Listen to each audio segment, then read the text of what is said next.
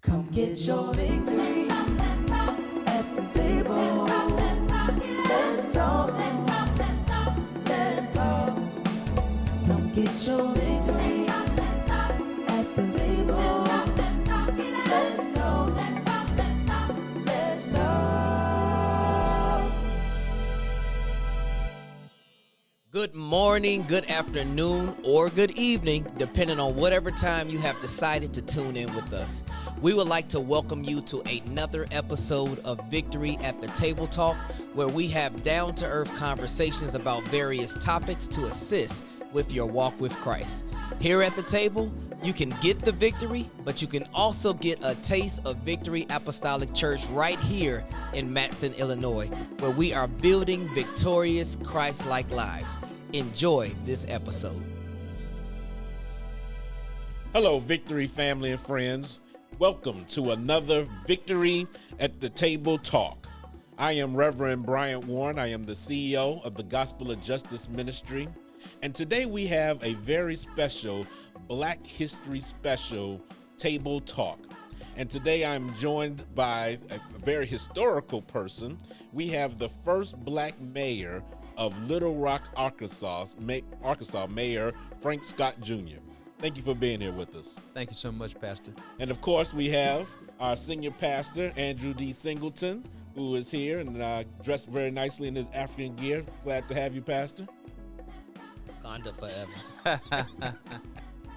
So we want to start off by first in helping you to better understand. I'm sure you've heard of the Little Rock Nine, but we have someone who is a descendant of that historical event. And so, Mayor, could you tell us and our audience, what is the significance of the Little Rock Nine? Well, I think anyone that's a study of Black history understands that in Brown versus Board of Education, which was May 17th, 1954, basically aligned with the 14th Amendment to integrate our educational system here in these United States of America. And so the Little Rock Nine teenagers who truly tested that model by walking into the steps in the school of Little Rock Central High School on September the 4th, 1957, only to be blockaded, not allowed in. And so Mayor Woodward Mann at the time had to federalize the troops by calling President Eisenhower to allow those 9 children, I stress children and teenagers, because they were between the ages of 14 and 17. Wow. And truly took on a lot of sacrifice for their family. Many of their homes were potentially bombed. Their livelihoods were challenged from a family standpoint. And so on September the 24th, 1957, they did walk in that second time aside and along those federalized troops. And so from a manifestation standpoint, myself being the first Black elected mayor of the city of Little Rock was on December the 4th, 2018. And so I stress that because 60 years prior to that, Ernest Green, who was the first Black graduate of the Little Rock Nine to graduate from Little Rock Central High, he walked in on September 24th, 1957, but graduated in 58. And so some 60 years after he graduated from Central High, God blessed me to be elevated to become the mayor of the city of Little Rock. Wow. That is awesome. Wow. That is awesome. So now, 1957, that's a little bit before my time. Now, Pastor, how old are you, Pastor? Right. What can you give us? What were you thinking during that time? So now you got to be a period? comedian. So, can you give us your thoughts of what do you remember doing that? I mean, we know you weren't 15 or 16 at that time, but I'm sure you have some memory of that time period. Not much. I mean, I was born in 1951, so I was literally 6 years old then. 6 years old, yeah. Yeah, and so I don't have a lot of memory. Where I really start getting it is by the time I'm in high school. And 1964, I believe Kennedy is assassinated, and then 1968, of course, with Martin Luther King. By that time, I'm 10 years older, and I have a much better understanding of what's going on in America. That's awesome. That's awesome. It's unreal when you really think about that. 64 with Kennedy's assassination, 68 Dr. King's assassination, but also in 65 that was the Voters' Right Act. That's at right. That point in time. That how so many years ago there was not even a generation how young we are and just even having our right to vote. That's right. Now, one of the things that has really impressed me is spending time with you is the role of spirituality. And it seems like it's genuine. So when the politicians come out, we've seen our former president hold a Bible upside down and declare, martial law. With 2 Corinthians. Right. 2 Corinthians. So, but you seem I'm sorry. and we have a lot of politicians who have reverend in front of their name.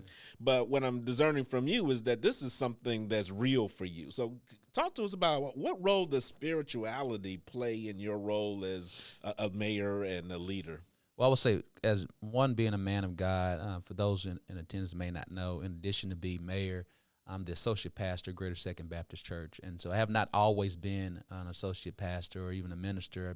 I accepted my call in August of 2012 and then was ordained March of 2013. So young age, somewhere around 29 at the time, 28, 29. And so literally my entire life has really been in 3 kind of pillars. That's faith, it's business, and then public policy. And so my transition and any type of elevation has all been because of God's grace, His mercy, and His favor. And I've been blessed to kind of really experience a lot of things at a very young age. And it's because of that spiritual foundation and just being quite honest, being scared. And so I've had God chastise me before. And so I had I didn't need a Damascus Road experience so from that standpoint. That's awesome. So and I know that you're also very humble.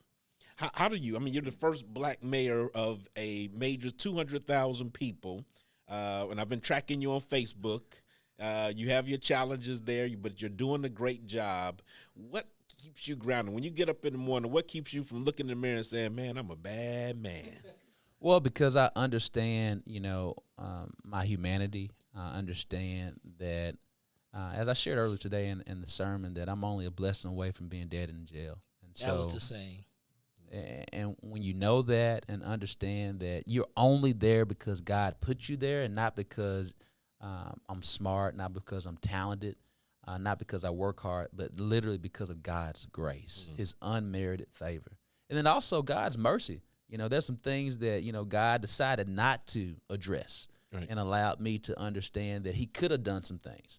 And so when you kind of have that understanding in oneself, it really puts that foundation to continue to understand what humility is. And so I wake up every day giving honor to Him.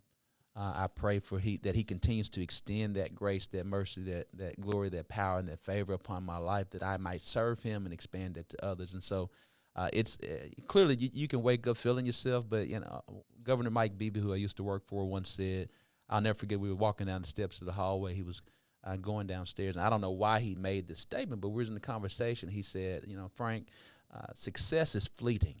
So be careful how you treat people because you don't know who you're going to need on your way down. Because just as sure as we're up, we're all going to go down. Right. And so when we're going to need some people when we fall to pick us up. And so my mother was an old soul. She was raised by an old soul. And so I've been blessed to have a lot of wisdom and understanding from that standpoint. But you got to remain prayerful and you got to remain obedient and hold ourselves accountable. Something that Pastor Singleton talks a lot about is that accountability, but also moving from that accountability is that alignment. Right. And so being positioned with our Lord and our Savior each and every morning to kind of prepare for that day, because we know we're going to have some life circumstances that we're going to have to push through because there's going to be some good days, some ugly days, all the way around. So Pastor, help us to understand, the difference between, because I'm humble, does that mean I lack confidence? So help us unpack this idea of being humble. And does that mean that I don't have confidence? Can I be confident and still be humble? Help us understand that. Well, the easiest way to approach is from Jesus. The Bible says He was humble, He was meek, and that's the greatest of all the men. And the way one scholar defines humility and meekness is this. He said, it is power under control. It is power under control. I have to write that Power. down. Yeah. Well, I didn't come up with that one. See, I'm giving credit. That's something you need. Power. No, it didn't come from me. It's from that. It comes from the massive amount of reading that I continually do. But it's power under control. So when people are humble, that person understands who they are, what they've come to do. they like Jesus have incredible amounts of discipline. I mean, we're heading now into the Easter time of year. I mean, one of the most powerful examples of power under control is when the arrogant Pilate says to Jesus, you know, I've got power over you. And Jesus said, you don't have no power over me except it be given to you from above. Right. And whereas he could have sent 5 legions of angels down, he didn't do that. He understood. So one of the things, the opposite of humility is arrogance.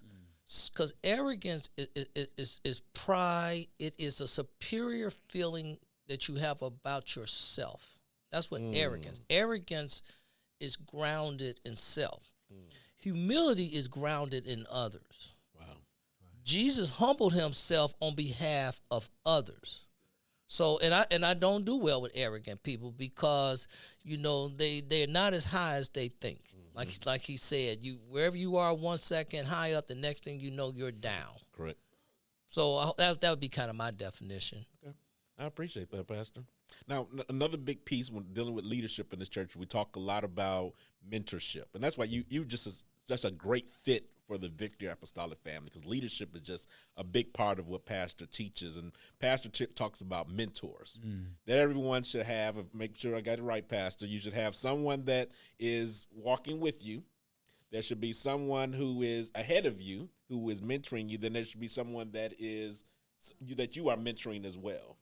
So could you share with us, who are some of your mentors that you kind of modeled your leadership after? Well, see, I definitely, when we talk about mentorship, I have to really call out one, Ernest Green. I'm blessed that he's a mentor. Who's Ernest Green? Ernest Green is the first black graduate of Little Rock Central High. And why is that significant? Because he's a member of the Little Rock now. Okay, all right. And so Ernest Green, one of my junior principals, Dr. J.J. Lacey, who was one of the first kind of administrators in Little Rock School District, black administrators at that time. Judge Marion Humphrey, who was both a pastor of a black pastor of a Presbyterian church as well as a retired now judge. And so when I think about those men who have all sowed into me in some kind of way, planted some seeds of knowledge, seeds of wisdom, that were able to extend their name on my behalf. Always was a listening ear. Another one I would definitely say is Secretary Rodney Slater. And a lot of these men were high up, but they took a young boy from Southwest Little Rock that they would listen to, and I would seek them out. And I think so many times, mentorship goes both ways. Sometimes the mentor has to find the mentee, and sometimes the mentee is seeking for a mentor, and can't be afraid to ask those persons for their mentorship, and you'll see what kind of person they are by whether or not they accept that mentorship. And that's played a huge role in me. And I've just always been around older people in life. And I think I just get that from my mother. My grandmother on my mother's side passed when she was 26. My mother was 6 years old, and she was having one of my uncles at that time. And so my great-grandmother raised my mother. And she raised, at that point in time, she was about 70 years old and raising, 5 kids in a house. And so you get a lot of those old sayings and things of that nature. And so from that standpoint, I've always just kind of gleaned towards being more towards older individuals, particularly older men, to kind of get that type of wisdom and understanding on how I move my life as I became more aware about who I am, on a greater understanding of my faith and my walk from that standpoint. And so I'm just so grateful for those mentors in my life. That's awesome. So who are you mentoring? I'm mentoring actually a few of my friends that I'm walking with. I wouldn't call it mentorship, but we're walking with each other, kind of this kind of iron sharpens iron. But I've been blessed that a young guy by the name of Wesley Peters. And Wesley is one of my mentees. He walked on the campaign trail. He was one of my field engineers that was knocking on doors with me day in, day out. He's an artist, has a new book called The Plant Doctor.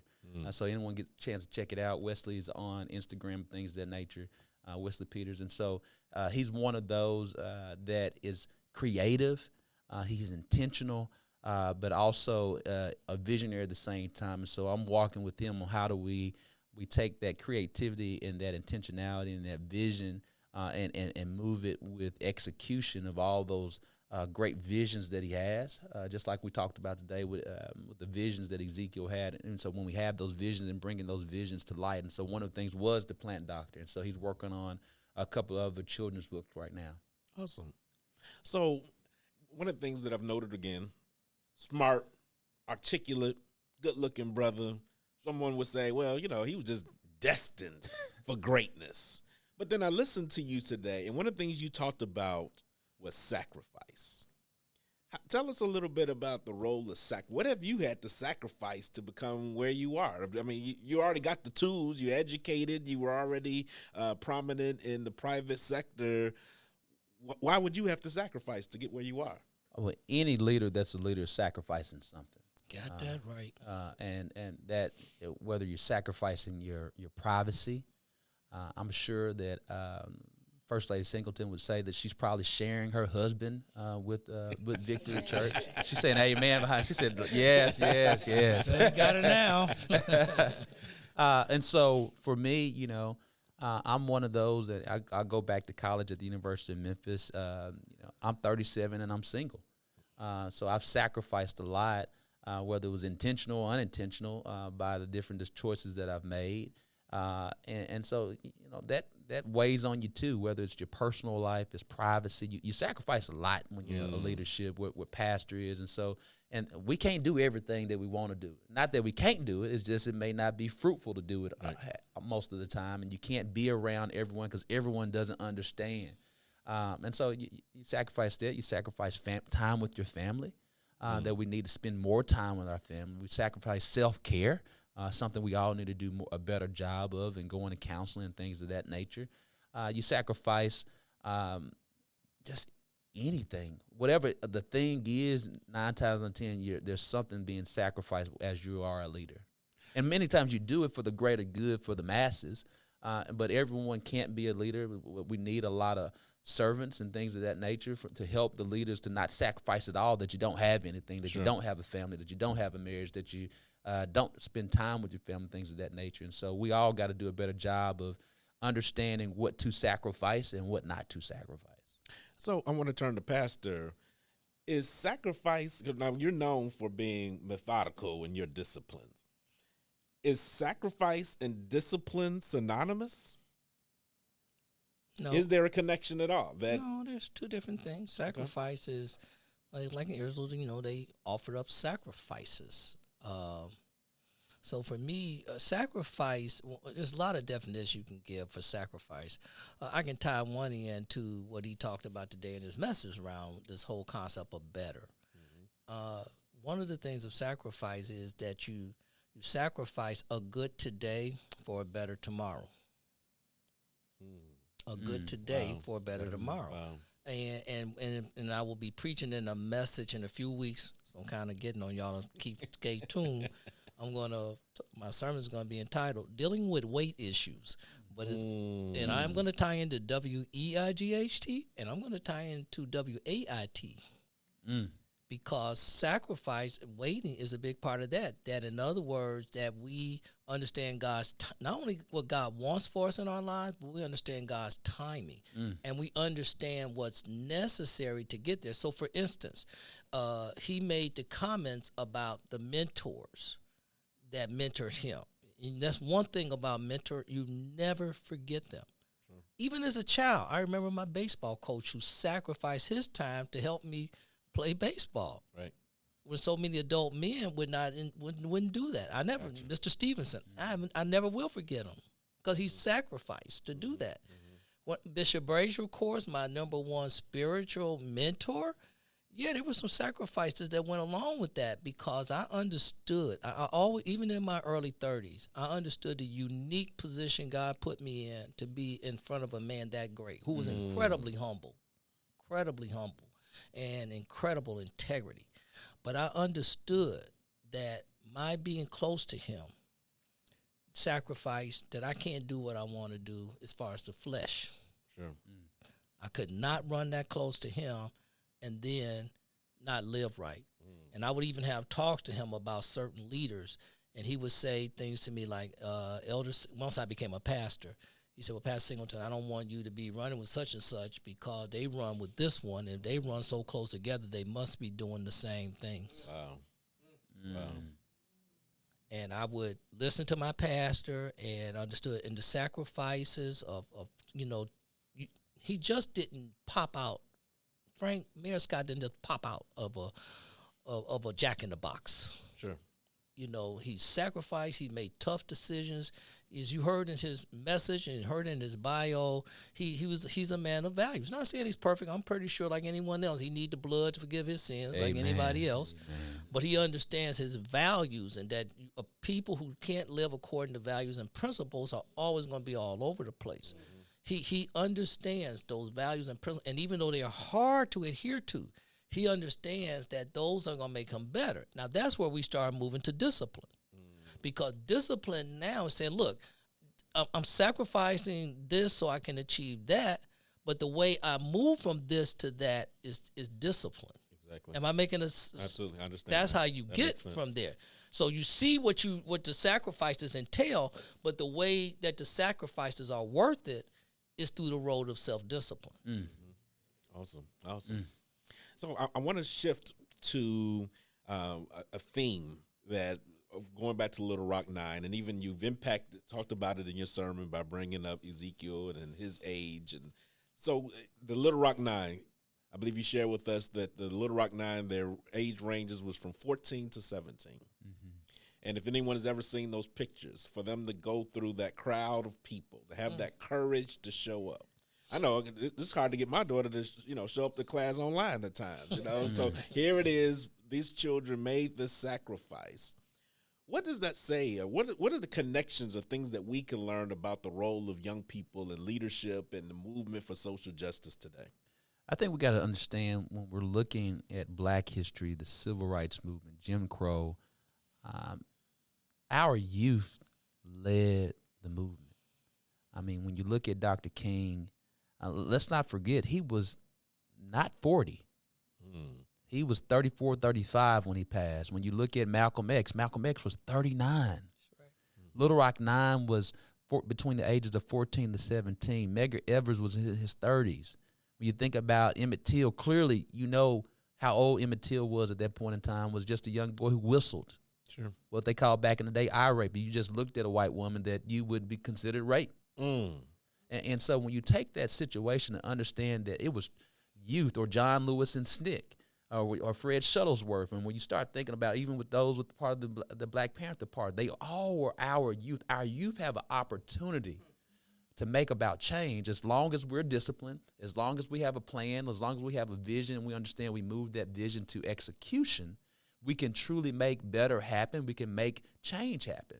And so we saw that throughout that whole entire time, and we got to be truly honest about the history too. There were a lot of older folks who had been just like the children of Israel.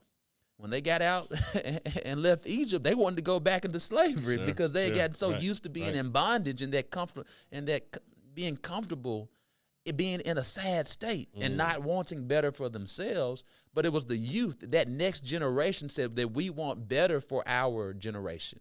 We want better for our others so we can move forward together. It was those youth that moved forward. So when you look at the big six of the civil rights movement, they too were young. And many times there was infighting between the elders and the young folks. It's just like it is today. Every generation is different, but our youth have an opportunity to move things forward. And so that's one of the things that we have to harp on now, that our youth don't forget our past. You want to know you don't want to delve in it and it holds you hostage, but you don't want to forget your past so you don't repeat your past. Right. And so to not repeat our past is to understand there was young folks that changed. And if you want to continue to change, you look at that past and that we too can do it. And I'd like to add something to that, because one of the challenges I find dealing with young people, and when I say young now, that is definitely like under 40 easy, is that they don't value the past. And that if you're corporate, I was in the private sector for years too. And people who want to make massive changes, I don't care if it was information systems, they first had to come in and understand why people were doing what they were doing before they offered changes. So this is a very famous story. A young pastor took over church with 20, 30 members, and it was a tree in the back of the church blocking the entrance. So he was trying to impress the congregation. So he went and cut the tree down. Now, see, there's the arrogance right away. You really think nobody has thought about cutting this tree down that's blocking it? See, that's arrogance. See, arrogance is, I'm superior. I think people have common sense. The better question is, why is that tree there? The young pastor didn't ask. He cut the tree down, lost his job. That tree was planted by John Wesley, the founder of the Methodist Church. Wow. But in his arrogance, see, and this is why and it takes older people like me a lot of patience to deal with young people, because you can't push the buttons too far, because then they feel you're against them. And it takes a lot of wisdom to try to help them to understand that, yes, we do want to hear what you have to say. Yes, some change are needed, but first at least get a grasp of why we do what we do. It's a great example of that, I think, here at Victory. We have 80% of our membership is probably 45, 50 plus. 20% is what we call millennials and Gen X's. So it's usually a thing about music. Well, the young people just want all young people music. Right. Yeah, but you have people, they want older. You got to do both. Mm-hmm. But then they feel like, well, we're just old. We just need to get out of the way and let them run it. And then I help them understand this in a meeting in a very simple way. You get a stipend here, right? Yep. You get a stipend here, right? Who do you think is paying your stipend? The people your age or the people my age? Understand who your customer is. That's what you call an illuminating moment. And so that's the thing I think that I loved about you last night, that I'm getting the chance to say. That last night as we talked, the way you asked questions, the way you took notes, the one you wanted to keep growing, I don't see that often. I have to wrestle with young people because they come knowing without having really achieved that much. Right. And I went through a bad experience with Bishop Bryant. I'm not going through it years ago, where I had to come to grips with that too, that I wasn't handling him right as my mentor. And once I came to that realization, I changed. I'm like, this man got 8,000 members. I ain't built nothing. And I'm telling him what to do and how to do. I ain't paid no dues. When I can change that attitude, my relationship with him changed. And next thing I know, I'm asking why. I'm getting insight. And I begin to realize that a lot of things he held from me because I didn't act like I wanted to hear it, that I didn't value it. So I changed, and so I'm hoping that's going to happen with some of the young people that are listening today. Whether you are you're in a church or whether you're in the a job or something, that you value those people who are older and the wisdom they bring, which is mostly gotten through the school of hard knocks. That it can help forward you, and then that we can do reverse mentoring, and you can bring the technology and things that you tend to have a more superior understanding than people my age, and we'll receive it, and we then work together because we can all learn from each other. So that's what I loved about you last night. What was that again? I'm sitting there just trying to eat. Here's another question. I want to know this. See, I said that's when I knew how he got there, because the average person, like you said, hey, I'm here. I'm the first black mayor in Little Rock. Y'all know here. Bow down, bow down. Right. None of that. None of that. He sits at the table with these other people who are high-profile people, and he's just picking minds, so he could leave and go back a better leader. Yep. We appreciate that, Pastor. I am hurt that you said that anyone over 40 is no longer young. So yeah, that's you. Yes, my feelings are hurt. But I want to go back, if you don't mind me digging a little bit deeper. Sure. You mentioned it in your sermon, so I'm going to ask you to unpack it. You said that you're highly educated and you've been very successful, but you didn't want to go to college. So unpack that for us. Well, the reason why I didn't want to go to college is because I didn't see college as a way of life for me. First generation college graduate. My mother and father were and I don't mind sharing this, and I've often shared, so it's not any news. My mother was 14 when she had my older sister. Married my father when she was 18. My father was 18. He was a firefighter. My mother was basically a secretary most of her life and is now an HR tech. And recently, she just graduated from 2-year college about 4 or 5 years ago. And the blessing in that was the blessing in that was I was able to give her associate's degree because I was the speaker that year. I was a trustee wow. of Tech. Yeah. And so I talk a lot about my mother because she went through a lot. As I shared, she was 6 years old when her mother passed. She's one of 5. And then literally from 6 to 14, then she becomes a mother. Then I come 5 or 6 years later. My other brother comes another 5 years later.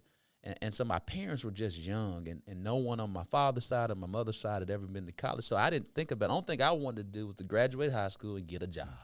That was it. Right. And the only other thing that I thought was conceivable at that time, in which we looked at different things, because what we see, I had so much respect for my uncle, because my uncle traveled. Why did he travel? He was a Master Chief Sergeant of the United States Air Force. Wow. And so that's the only thing I thought about, was either getting a job or going to the Air Force.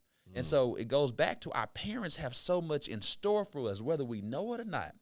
And so all I had to do was murmur that I was not thinking about going to college, and just some conversation. She said, "Oh, yes, you are." Because she wanted to, and she wanted my sister and all of us to go to, and just so we can have a better day, a better life, a better transition. And from that, I'll just say that I clearly wrote all my essays, but nothing got outside of that house to the college until she looked it over. And so she was very instrumental on me getting into college at the University of Memphis, and she wanted me to leave Little Rock. Now, I always often joke, she didn't want me to go too far so she could come show up anytime she wanted to, 2 hours away. But that's the reason why I went to college, is because of her. And from that standpoint, many don't realize or don't know, because they see me as a mayor, they see me as a preacher. I'm actually an introvert. And so I really didn't come into myself, and I'm very shy. I really didn't come into myself until I really went off to college. And that's where I started to hone in different things that my mother, as we talked about earlier, the seeds that she put into me. Same as my father and my family. The village is the reason why I'm there, and how much weight that we carry, because we want to do better for the entire family. Not only to, many people focus on prosperity, but we got to focus on posterity. That's right. How do we effectuate change with our generation, our family generation, creating life and legacy Amen. of better? Awesome. That is awesome. So, Pastor, would you like to maybe unwrap some of that? You know, we kind of look at someone who was successful as yourself, or mayor, that this has been a straight trajectory. Has that been your story, that, you know, from birth to where you are now, you've had a straight line there? Or I had, honestly, one of the most crooked lines you could ever imagine.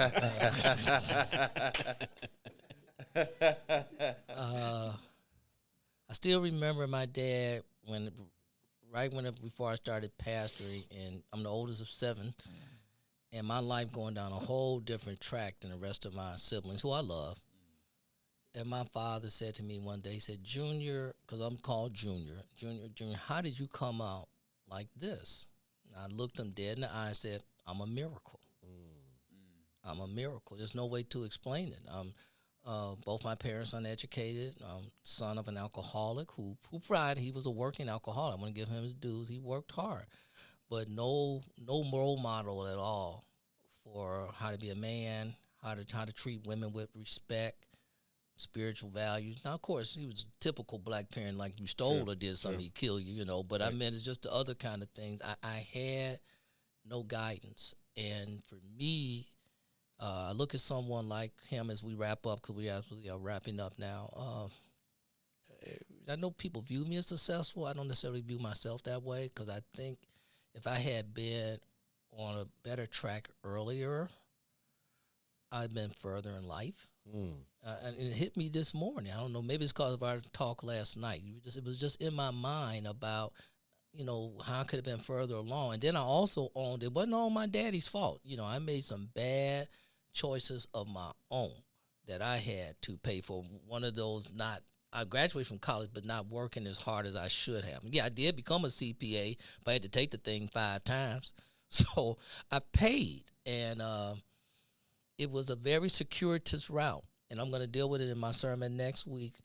Your time, my times are in God's hands. If He this has sounds a like catalog of sermons ready for you no, all. if that sounds like a shameless promotion, it is. Because it's going to tie into everybody's life. And yet in the final analysis, I am exactly where God wants to be. Maybe not within the exact time frame. That's because, we have to give room for the choices we make and how they cost us. If nothing else, they cost us time. So, no, I didn't have a circuitous route. And then the other thing for me is I was sharing with the mayor is that because of my dad, and I loved him, still love him, but because he was not able to lead the family, I have literally been the leader of my family since I've been saved, 27, 28 years. Everyone. My sister-in-law is over there. She said in a minute, even when I was a sinner, everybody was following me. I'm glad I got saved, so I had natural leadership abilities. But once I became saved and God got in control of my life, I've had to lead not only the thousands of members here, but the extended families that are in the Singletons and the Loftons and Whites. And I'm the leader. And it is an enormous amount of stress. It's enormous, and I'm getting old. But You but getting God, better. no, I ain't getting better. So I ain't a fine wine. I want to get one, as we're wrapping, I want to get one last question Please. from you. You talked in your sermon about better. In 2 minutes or less, what is better for the black community? What do you see as Great the vision? question. What is the better? That's deep. Better for us as a black collective has to be continued educational achievement, a greater focus on entrepreneurship and empowerment, a commitment to family Thank you. and overall community, and understanding, the tenets of Umoja and the tenets from that standpoint. And so when we think through those things, we have to bind together. I mean, there are different nations of people that have already written the playbook. We got to start talking with one another more, sewing into each other, get out of this crab in the bucket mentality as it relates to different things. But if we focus on educational achievement, entrepreneurship and empowerment, we focus on the family, our future and our destiny is tied for growth. Excellent. Awesome. Well, as we wrap up, and I don't want to, but I've been told that I have to shut it down, we are going to conclude this special Black History special Victory at the Table talk with our guests, Mayor Frank Scott, and, of course, our pastors, Andrew D. Singleton. You can tune into this podcast and also his sermon on our Facebook page, Victory Apostolic Church .org is our web page. And then also we have a Facebook page and on YouTube. If you go to Victory Apostolic Church in Matson, Illinois, there's a whole bunch of other victories, but only one in Matson, then you will see us there. And if you're interested in learning more about the Gospel of Justice Ministry, please check out our web page. Thank you. God bless. God bless everyone. God bless. Come get your victory at the table. Let's talk. Let's talk. Come get your victory.